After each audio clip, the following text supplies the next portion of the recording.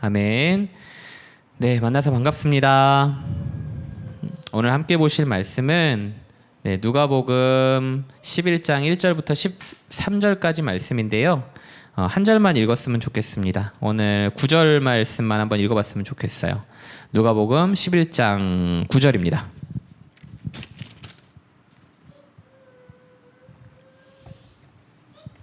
제가 가진 성경책으로는 신약성경 112페이지에 있습니다. 누가복음 11장 9절 말씀입니다. 짧은 한 절이니까요. 우리 같이 한번 읽도록 하겠습니다. 시작. 내가 이르노니 구하라 그러면 너희에게 주실 것이요 찾으라 그러면 찾아낼 것이요 문을 두드리라 그러면 너희에게 열릴 것이니. 아멘. 요즘 이제 여러분들의 가장 큰 기도 제목은 무엇인가요? 네. 우리가 지금 이제 열심을 내고 있는 기도의 제목들, 그 다음에 자주 빈번하게 등장하는 이 기도의 제목들이 어떻게 보면 요즘 내가 삶 속에서 가장 집중하고 있는, 가장 중심적으로 생각하고 있는 분야가 아닐까 생각해 봅니다. 오늘 이제 말씀 잘 아시는 말씀이죠? 기도에 대한 내용을 다루고 있어요. 너무나 많이 들어왔던 말씀이고 아주 임팩트 있는 말씀입니다. 구하라 그러면 주실 것이요 찾으라 그러면 찾아낼 것이요 문을 두드리라 그러면 너희에게 열릴 것이니라. 어떻게 보면 이 말씀은 한국교회가 가장 좋아야 하는 말씀 중에 하나가 아닐까 생각됩니다. 왜 이 본문이 이제 이토록 한국교회에서 많은 사랑을 받아왔을까 생각해 보자면 그런 것 같아요. 이제 많이 힘든 시기를 보내오기도 했고, 그 다음에 삶이 지치고 많이 어려운 것들을 이렇게 마주하다 보니까 그런 고통스러운 시기를 거쳐가면서 이 수많은 그리스도인들에게 어떻게 보면 한 자락 잡을 수 있는 지푸라기 같은 말씀이 이 말씀이 아니었을까 생각하게 돼요. 힘드니까 이거라도 붙잡는 거죠. 아, 하나님이 주신대. 구하면 주시고 찾으면 주시고 두드리면 주신대. 제가 어릴 때도 이제 많이 들었어요. 저희 주일학교 있을 때에도 이 말씀은 이제 거의 1년에 한두 번은 꼭 나타나는 말씀입니다. 구하라, 찾으라, 두드리라. 간절히 하나님을 부르면 하나님께서 응답하실 것이다.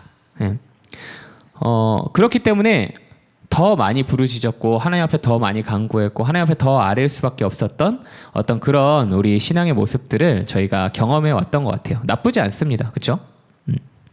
그런데 그런 간절한 마음들이 시간이 지남에 따라 이제 와전되어지기 시작했던 것 같아요. 사실 너무 귀한 말씀이거든요. 너무 귀한 말씀인데 이 말씀이 그냥 어떤 내 필요를 채우기 위한 종교적 도구로 전락하기 시작했던 거죠. 하나님 저 이번에 강남 아파트 지원했어요. 청약에 꼭 당첨되게 해주세요.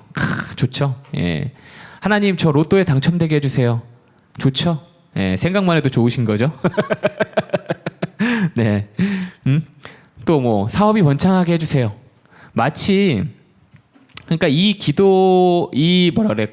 구절이 어떤 게 됐냐면 주문서가 됐어요. 마치 내 어떤 그 성공을 위한, 내 성공의 가도를 이루기 위한 가장 중요한 관문 같은 격으로 마치 주문을 외우듯이 이 말씀의 구절들을 사용해 오기 시작했다라는 거죠. 너무나 안타까운 현실이 아닐 수 없어요.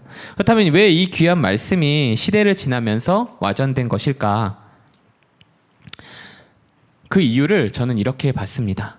우리가 이 말씀을 방법론적으로만 생각했을 뿐 이 말씀 안에 담겨 있는 그 본질에 집중하려 하지 않았기 때문은 아닐까? 마치 이 말씀이요 그냥 방법론처럼 우리에게 전해져요. 여러분 이렇게 기도하시면 돼요. 물론 예수님께서 말씀하셨죠. 왜 이렇게 자꾸 잠시만요.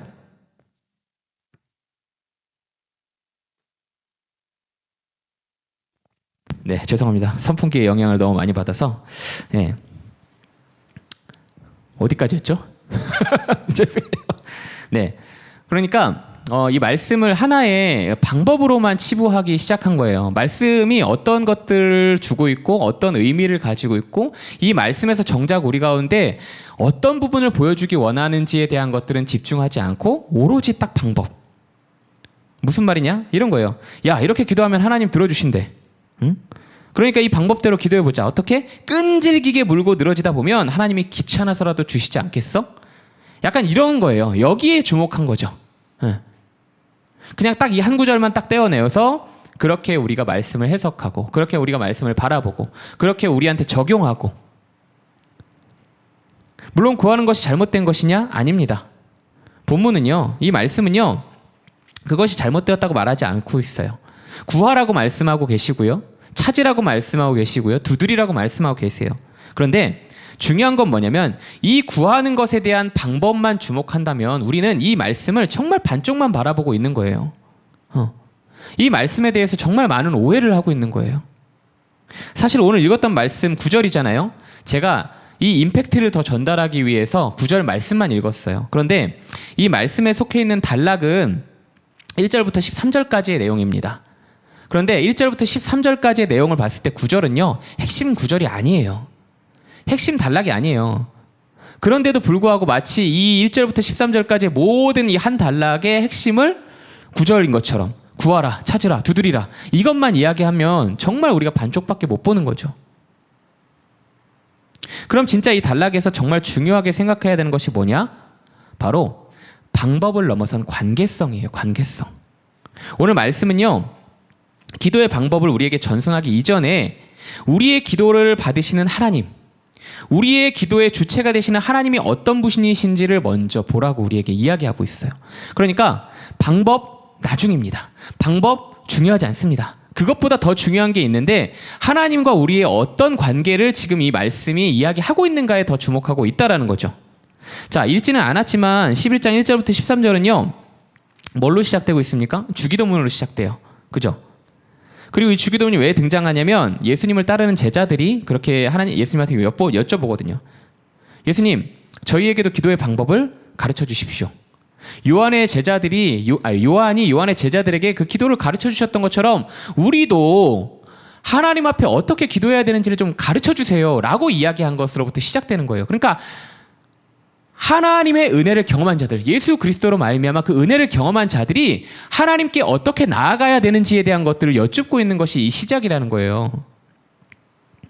그리고 기도의 방법에 대해서 이제 예수님께서 가르치시는 거죠. 앞으로 십자가에 달려 죽으시고 부활하시고 승천하셔서 다시 재림하실 그날까지 예수님의 제자된 자들이 어떤 기도로 나아가야 하는지에 대한 것들을 이렇게 설명해 주시고 계세요.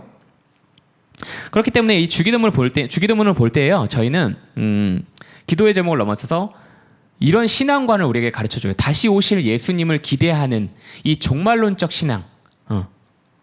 우리가 현재를 살아가고 있지만 그럼에도 불구하고 하나님, 예수님께서 우리 가운데 다시 오실 것이고 우리가 그것을 기대하며 살아가는 이 신앙인들의 어떤 그 삶적인 측면에서 이 기도에 대한 것들을 가르쳐주고 계시거든요. 그래서 시작이 이렇게 진행됩니다. 아버지의 이름이 거룩히 여김을 받고 하나님의 나라가 임하기를 소원합니다. 주기도문 시작이잖아요. 제가 아까 전에 오늘 계속 이 말씀을 계속 읽다 보니까 아까 사도신경 하시며로 신앙 고백하시겠습니다. 하늘에 계신 우리의 깜짝 놀랐어요. 네? 그러니까 계속 이거에 막 이렇게 생각을 하다 보니까 그걸 놓쳤어요. 그런데 자, 여기 이제 기도 제목을 보시면 그런 거예요. 첫 시작이 뭐냐면 아버지의 이름을 선언하는 겁니다. 하나님의 이름을 선언하고 선포하면서 이 모든 영광의 서두의 시작이 누구에게로부터 시작되기 원하냐? 하나님으로부터 시작되기 원한다라고 얘기하거든요. 그리고 그 다음으로 등장하는 것이 뭐냐면 이 간구예요. 하나님, 날마다 일용할 양식을 주십시오. 그리고 우리 죄를 날마다 사해 주십시오. 그리고 날마다 우리를 시험에 들게 하지 말아 주십시오. 그러니까 일평생 주님의 품에 안기는 그날까지 우리의 인생을 책임져 달라고 고백하며 간구하는 거예요. 여러분, 우리가 이 종말론적 신앙을 갖는다는 것은 무엇을 의미하는 거냐면요, 하나님 오실 때 됐으니까 내가 이거 다 내려놓고 없애고, 자, 하나님 저 이제 하나님만 바라보기 위해서 회사 그만뒀어요. 하나님 저 이제 다 드릴게요. 자, 그리고 어디 산에 올라가서 막 콕 처박혀가지고, 옛날에 그런 거 많았잖아요. 그거 뭐죠? 90년대 초반에 막 이렇게 이상한 짓거리 하는 집단들. 네. 그런 게 아니에요. 종말론적 신앙이 그걸 얘기하는 게 아니고요.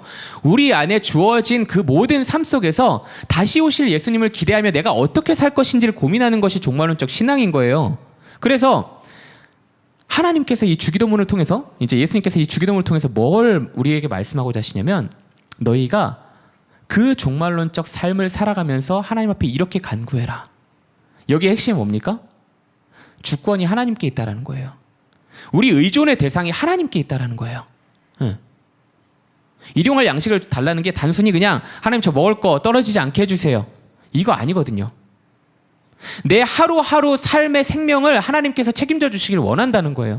죄를 사여 주시기를 원한다는 거예요. 시험에 들게 하지 마시기를 원한다는 거예요. 그 주체가 누구이시기를 원한다는 거예요. 하나님이시기를 원한다는 거예요. 이거 진짜 중요한 거거든요.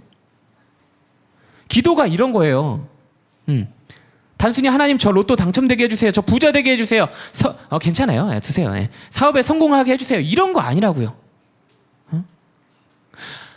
하나님이 내 모든 삶의 주도권을 갖추고 계신 그 영광되신 분이심을 저는 믿습니다. 그리고 그 하나님만을 제가 의지할 것을 고백합니다. 이게 기도예요, 이게. 이런 것이 기도라는 것을 지금 이야기해주고 있거든요. 그런데 더 중요한 게 뭐냐면요. 진짜 놀라운 표현이 여기서 딱 한번 등장하거든요. 어딜까요? 바로 기도의 서두를 이렇게 고백하라고 말씀하고 계세요. 아버지요. 아버지요. 파테르. 아빠라고 부르라고 얘기하고 계세요. 우리한테는 이 표현이 되게 익숙하고 가깝잖아요. 그죠? 너무 많이 배워왔고요. 로마서에서 얘기하시잖아요. 아버지라 부를 수 있느니라. 그게 이렇게 딱 얘기 내려오면서 아빠라는 표현은요, 우리에게 너무나 익숙한 거예요. 하나님 아버지 불편하세요? 하나님 아빠 불편하세요? 엄마 이러면 좀 불편하죠. 네, 그죠? 아버지라는 표현이 우리에겐 너무나 익숙한 거예요. 그죠? 그런데 당대는 그렇지 않았어요.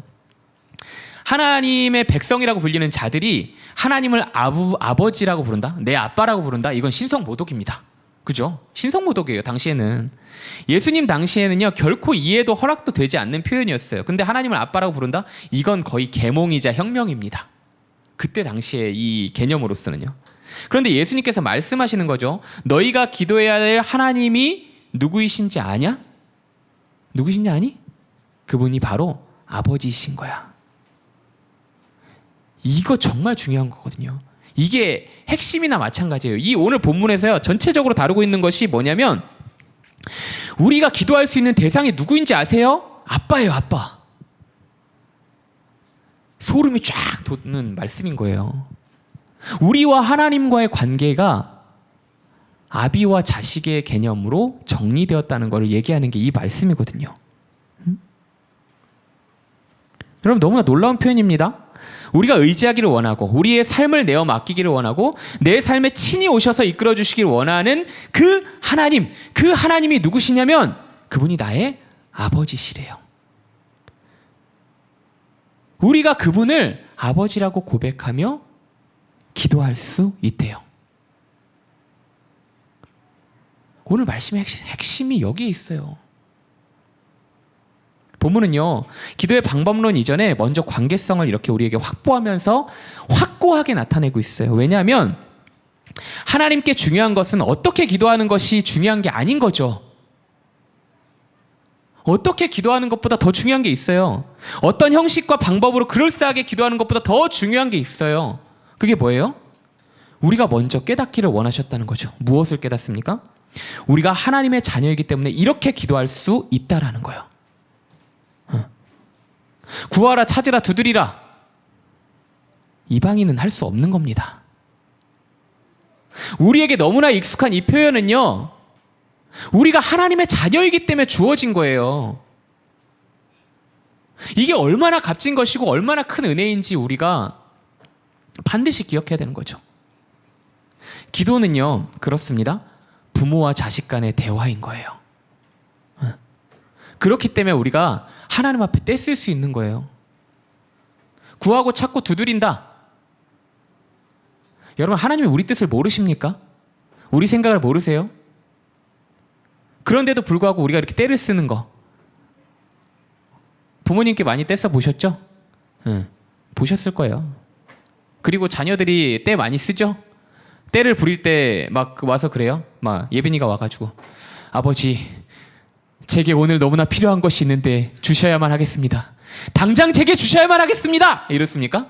아니잖아요. 아니, 저희 시우 뭐가 필요하면 떼쓰면 막 그런, 아빠, 물 쫓아내면서 계속 그래요. 이게 뭐예요? 기도의 방법인가요? 아니죠. 이 아이와 나의 관계인 거예요. 얘가 저한테 이렇게 이야기할 수 있는 것은 얘가 저를 아버지로 인식하고 있기 때문인 거예요. 제가 이 아이를 내 자식으로 생각하고 있기 때문인 거예요. 기도가 이거예요.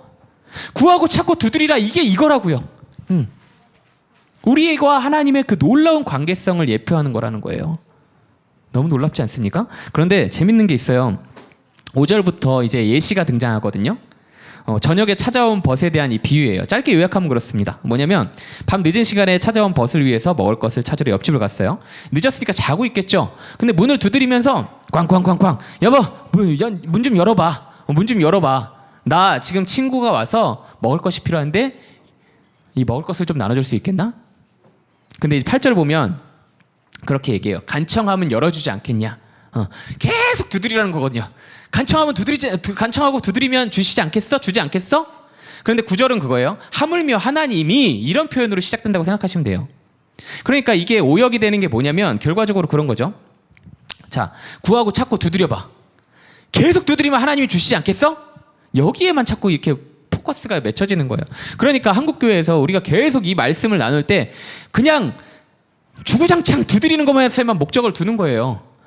주구장창 때를 쓰다 보면 하나님이 언젠간 들어주시지 않겠냐. 근데 안 들어주시니까 어때요? 교회 떠나는 거죠. 잘못된 가르침이에요. 그게 아니에요. 여기서 8절에서 이제 간청하다라고 등장하는, 우리가 늘 얘기하는 제발 좀 계속 두드리면 열려. 저 사람도 열어주는데 하나님은 안 열어주시겠어? 이 표현은요, 약간 다른 의미가 담겨 있어요. 원문에서 보면 이 단어가 어떻게 쓰이냐면 뻔뻔하다라는 의미로 또는 염치 없다라는 의미로 사용됩니다. 재밌죠? 그럼 이렇게 되는 거예요. 뻔뻔하게 염치 없이 구는데도 저렇게 저 사람이 열어줬네? 하물며 하나님 아버지는 어때요? 정리가 다시 되죠. 그냥 두드리는 것에 목적이 있는 게 아니라 이렇게까지 하나님 앞에 우리가 나아갈 수 있다고? 우리가 이렇게까지 할지라도 하나님이 우리의 기도를 들어주신다고? 바뀐 거죠. 달리 들려지는 거예요. 우리가 뻔뻔하게 염치 없이 철판 깔고 아버지 앞에 나가서 아버지 저 이거 주세요, 요거 주세요, 저거 주세요 라고 얘기할지라도 그 기도를 들으시는 분이 누구시냐면 하나님 아버지이시라는 겁니다. 그게 기도라는 거예요. 그게 구하고 찾고 두드리라의 그 핵심 문장에 담겨있는 기도의 저희라는 거예요. 여러분, 아까 말씀드렸잖아요. 우리 아빠한테, 엄마한테, 그리고 자식들이 아빠한테, 엄마한테 나갈 때 막 이렇게 가리고 뭐 이렇게 아빠한테 가서 아버님 제발 이걸 저에게 주셔야 됩니다 이러지 않아요. 그것보다 더 넘어서는 관계성을 가지고 있어요. 때를 쓴다고 할지라도 어디 이 녀석을 때를 쓸 수가 있어, 이 녀석을 사용시켜라 이렇게 안 하거든요. 그죠? 안 하잖아요. 왜냐하면 얘는 내 자식이니까요. 뭐 자식이 아니라고 사용시키고 그러진 않아요. 그런 얘기를 드리는 게 아니라 그럴지라도잖아요. 이게 이 기도라는 것의 중요한 핵심이고 하나님께서 우리에게 알려주고자 하시는 아주 중요한 목적이 여기에 담겨 있다는 거예요. 단순히 기도의 방법론에 대한 것들만 이야기하시는 것이 아니라 하나님께서 우리에게 얼마나 큰 인격으로 다가오셨는가, 그것을 우리에게 말씀해주고 있으시다는 거죠. 온 만물의 창조자이신 하나님, 그 어떤 것으로도 만들어지신 것이 아니라 스스로 있는 자이신 하나님, 그분께서 스스로 나를 위해 자신을 낮추셨다는 겁니다. 인카네이션 하셨다는 거죠. 스스로 자신을 낮추셔서, 우리에게는 아버지라는 표현이 굉장히 높은 표현이지만 하나님은 아버지라는 표현은 낮은 표현이에요. 나를 위해 그렇게 낮추셨대요. 나를 위해 죽기까지 그렇게 낮추셨대요. 어떤 의미인지 아시겠어요? 구하고 찾고 두드리는 것보다 더 중요한 의미는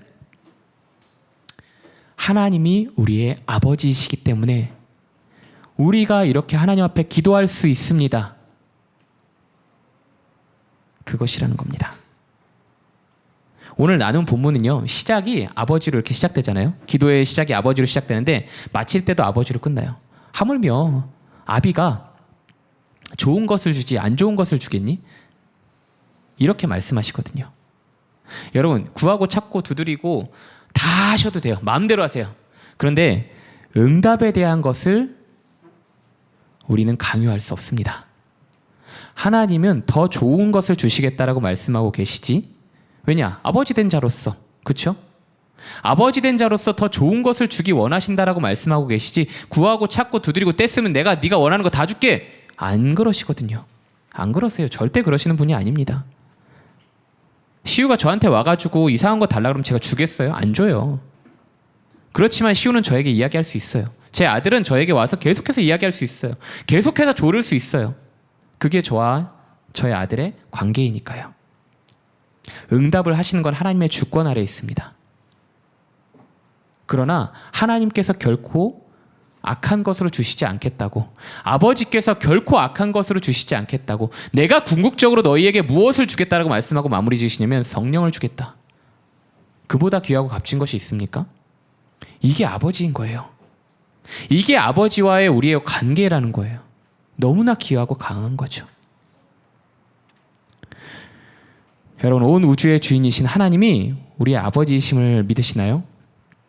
그분께서 우리에게 이렇게 말씀하십니다. 여러분, 얘들아, 구하라 그러면 너희에게 줄 거야. 찾으면 찾으라 그러면 찾아낼 거야. 두드리라 그러면 너희에게 열릴 것이야. 그런데요, 이제는 우리의 기도의 제목이 좀 바뀌어야 되지 않겠습니까? 좀 더 성숙해져야 되지 않을까요? 하나님이 우리에게 이렇게 말씀하고 계신다면, 하나님께서 말씀을 통해서 우리와 하나님이, 나와 하나님이 어떤 관계를 갖기 원하신다라고 말씀하시고 그 관계를 위해 우리 아버지 하나님께서 무엇까지 행하셨는지를 우리가 안다면, 우리가 이제는 조금 하나님 앞에 나아가기를 성숙함으로 다져야 되는 모습이 되진 않을까요? 좀 더 성숙한 기도로 하나님 앞에 나아갈 수 있으면 좋지 않겠습니까? 성숙한 기도 뭘까요? 오 아버지, 이거 아니죠. 오 위대하신 나의 하나님, 이거 아니죠. 뭐예요? 내 얘기하기 이전에 우리 하나님 무엇을 원하고 계실까? 이제는 아들로서 그거 한번 여쭤볼 수 있지 않겠습니까? 자녀로서, 딸로서 그거 한번 여쭤볼 수 있지 않겠습니까?